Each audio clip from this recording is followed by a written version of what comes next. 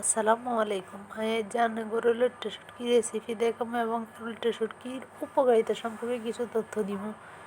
লইট্টা শুটকি হচ্ছে একটি সামুদ্রিক মাছ।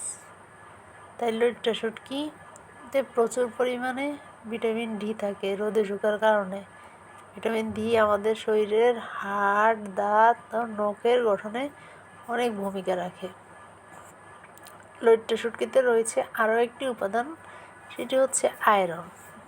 যাদের শরীরে রক্ত কম তাদের শরীরে রক্ত বাড়ায়, আয়রন শরীর রক্ত বৃদ্ধি করতে সহায়তা করে। যাদের শরীরে রক্ত কম তারা আয়রন হিসেবে লইট্টা শুটকি গ্রহণ করতে পারেন।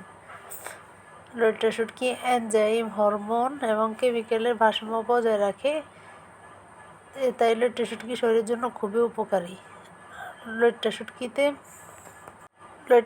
রয়েছে ওমেগা 3 ফ্যাট, যা শরীরের রক্তনালীর পরিষ্কার রাখে এবং হার্ট স্ট্রোকের ঝুঁকি কমায়।